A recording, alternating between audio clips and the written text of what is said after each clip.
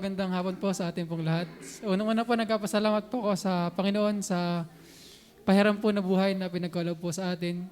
Unang-una rin po, nagpapasalamat din po ako sa Panginoon sa patuloy po na kaligtasan po sa atin pong lahat. Amen. At salamat din po sa Panginoon dahil naulit nga po ni Kuya ni Kuya Oni kanina na naabot po natin yung goal natin na attendance. Amen. At blessing po yun para po sa atin. Amen. Gawa nung nakaraan po ay 2:30 tapos biglang 2:51. Kaya biyaya po yun ng Panginoon po sa atin. Amen. Susunod, 300 na yan.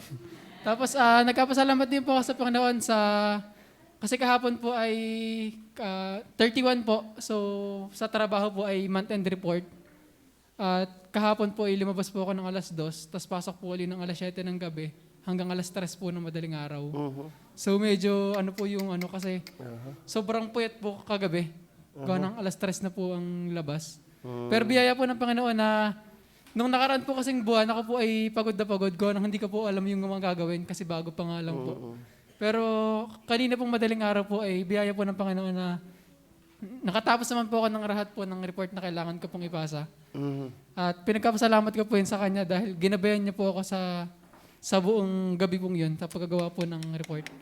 At saka po, nagkapasalamat din po ako sa Panginoon na nung nakaraan pong linggo, namigay po kami ng tracts sa Taysan. At nawa po ay tuwing Martes po ay makapagpatuloy po kami ng pagbibigay po ng tracts.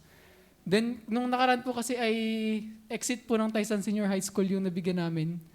Ang sunod po namin target ay yung entrance naman po.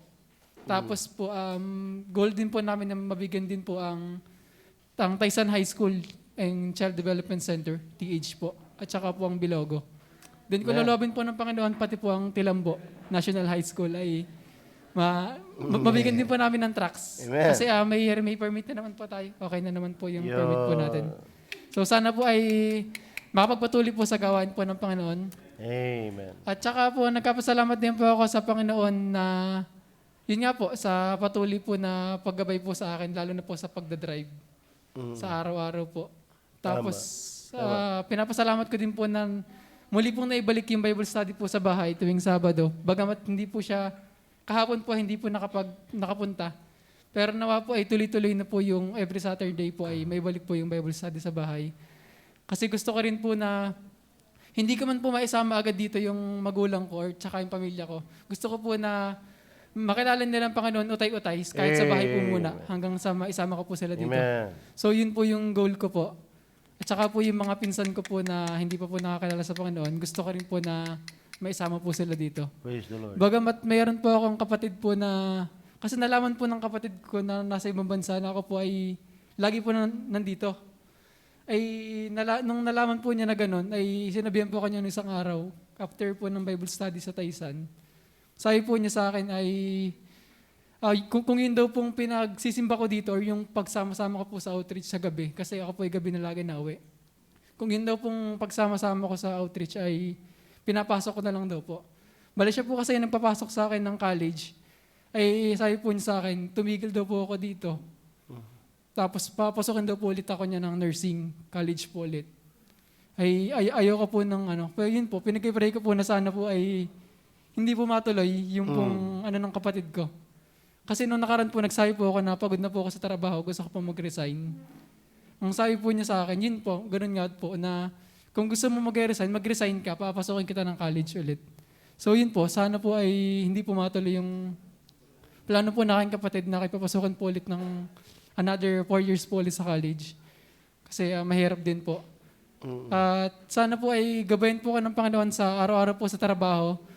Kasi po ang possible po ang trabaho po hanggang October lang dyan, kung sakali.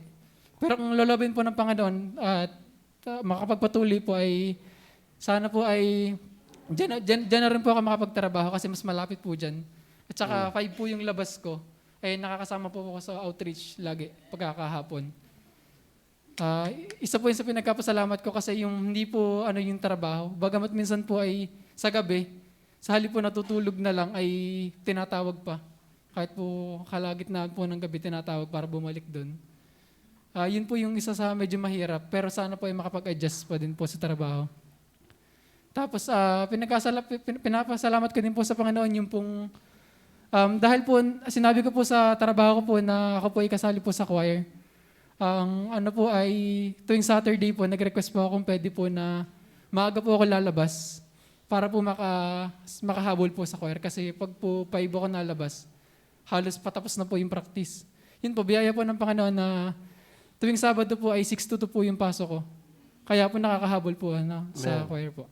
So yun lang po pinagkapasalamat.